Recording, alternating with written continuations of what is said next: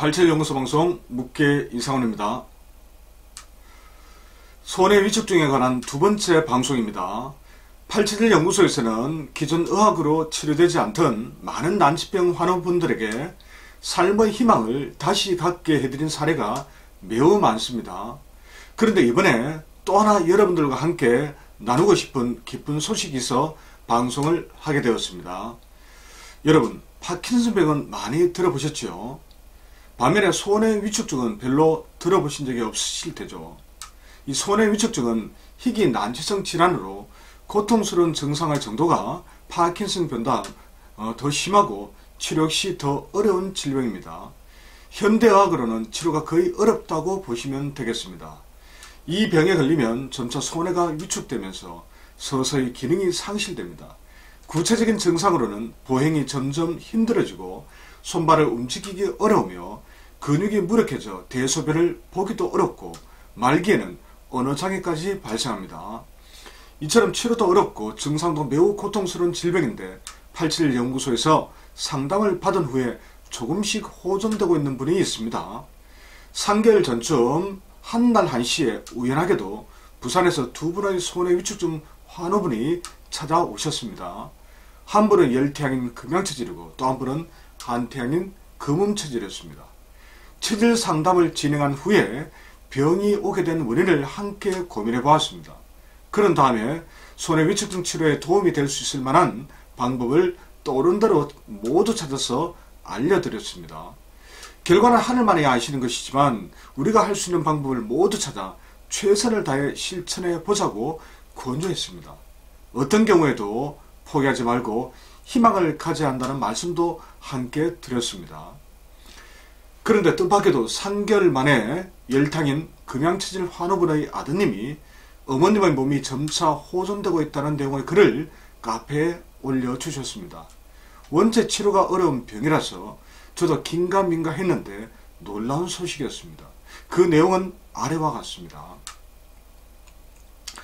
자, 저는 몇 달 전 손해 위축증 투병 중이신 어머니를 모시고 대구 87나라 연구소를 찾아가 묵계 스님께 체질 감비를 받고 치료 방법에 대해 조언을 들은 후에 여러 방법을 적용하고 있습니다. 직장 때문에 어머니 바로 옆에서 보살펴 드리지 못하는 점 너무 가슴 아프지만 곧 부산 어머니 곁으로 갈 수 있을 듯 합니다. 3월 초부터는 본격적으로 선생님께서 알려주신 치료법을 모두 적용해 보려고 합니다. 손해 위축증 환자의 겉으로 보이는 주된 증상은 술에 취한 사람처럼 잘 걷지 못하고 말도 어눌하고 눈도 좀 풀린 것처럼 힘이 없습니다. 그런데 요즘 어머니께서 말씀하시는 것이 많이 또렷해졌습니다. 이전에는 전화를 하면 무슨 말인지 잘 알아듣지 못해 계속 대묻고 했습니다. 그런데 요즘은 막히지 않고 거의 술술 대화가 이어집니다. 물론 아직도 여전히 알아듣기 힘든 부분이 있기는 합니다. 하지만 이제는 이는 단지 대화의 일부분일 뿐입니다. 저뿐만 아니라 어머니와 통화를 하신 많은 분들이 그렇게 느끼고 있습니다. 하나같이 대화를 할 때 말이 이전보다 많이 나아지셨다고 합니다. 또 다른 개선 증상은 눈빛이 달라졌다는 점입니다. 평소 눈이 늘 피곤해 보이셨고 눈빛도 희미했습니다. 하지만 이전보다 훨씬 더 또렷해지신 것 같습니다. 저는 이 부분도 아주 희망적이라고 생각합니다. 앞으로 어머니 곁에서 아직 못해드린 것들을 해드리면서 잘 보살피겠습니다. 비록 손해 위축증이 치료가 극히 힘든 희귀 난치병이기는 하지만 분명 나아지시고 계신 것 같습니다. 묵계 스님께 배운 내용을 하나하나 적용하면서 근본적인 문제를 해결해 어머니께서 나으시도록 힘쓰겠습니다. 앞으로도 어머니께서 호전되시는 증상들을 하나하나 공유하도록 하겠습니다. 자, 잘 들으셨습니까? 비록 손해 위축증이 다소 호전이 되었다고 해서 증상이 완전히 치료될 것이라고 자신할 수는 없습니다. 제 치료법이 모든 분들에게 언제나 효과가 있을 것이라고 역시 장담할 수도 없습니다.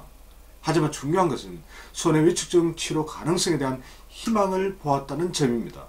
더 이상 악화되지 않고 현상 유지만 할 수 있어도 얼마나 다행스러운 일이겠습니까? 자, 그날 함께 상담을 받으신 한탕인 금음체질 여성분도 좋은 결과가 있으시기를 간절히 기원하겠습니다. 그리고 위에 어머니 치료기를 올리신 분이 며칠 후에 다시 글을 올려주셨습니다. 그 내용 역시 요약해서 소개하면 다음과 같습니다. 어머니에 대한 이런저런 글을 올리다 보니 손해위축증 환자분들에게 저에게 따로 연락이 오시네요.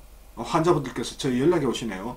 저는 알고 있는 의학 지식이라고는 어머니에 대해서 공부한 내용뿐입니다. 그것도 옳을지 잘못된 정보인지 모르고 검증도 되지 않은 정보들입니다. 저는 그냥 묵교수님께 정확히 체질 감별을 받고 들은 대로 어머니에게 맞는 방법을 적용해 본 사람일 뿐입니다. 손해위축증이나 각종 희귀 환자들이 다 그렇듯이 더 나빠지기 전에 뭐라도 해보고 싶은 심정에서 성급하게 이것저것 해보다가 상태를 더 악화시킬 수 있다고 생각합니다. 병은 같으나 원인이 다를 수 있습니다. 제가 선생님께 듣고 적용한 것을 알려들어도 그게 독이 될지 약이 될지는 아무도 모릅니다. 제 생각으로는 각종 치료 정보를 활용하시려면 최소한 체질 감별부터 받아야 합니다. 그렇지 않으면 첫 단추부터 잘못 끼울 수 있습니다. 저희 어머니도 많은 실수로 몸을 더 상하게 했던 것 같습니다. 다른 환우분들도 최대한 실수를 줄이기 위해서는 꼭 정확한 체질 감별을 받으셨으면 좋겠습니다. 그래서 저와 함께 카페 정보들을 공유하며 최대한 실수를 줄이고 가장 정확한 방법으로 치료를 함께 해보고 싶습니다. 감사합니다. 자, 두 번의 카페 글을 보았는데요. 이 손해위축증은 현대의학으로는 치료 가능성이 거의 없는 병입니다. 그런데도 글을 쓰신 분의 어머님이 호전되시니 비싼 병을 앓고 있는 환우들께서 혹시라도 정보를 얻을 수 있을까 싶어 문의를 많이 하셨던가 봅니다. 글 속에서도 언급되었지만 모든 사람들에게 좋은 치료법이란 존재하지 않습니다. 치료는 체질에 따라 접근법이 다릅니다. 그런데 체질은 방문하는 한의원마다 진단이 모두 다르게 나올 정도로 혼란이 극심합니다. 그리고 안타깝게도 급한 마음에 이것저것 좋다는 방법을 적용해보다가 오히려 건강이 악화되는 경우가 수없이 많습니다. 가령 한태양인 금운체질이 공진단을 먹는 그런 것들이 되겠죠. 자, 이런 점들은 정확하게 말씀하신 것 같습니다. 아무튼 절망과 눈물 속에서 하루하루 고통의 시간을 보내고 계실 손해위축증 환우분들께서 이 내용을 보신다면 가장 먼저 정확한 체질부터 찾으셨으면 합니다.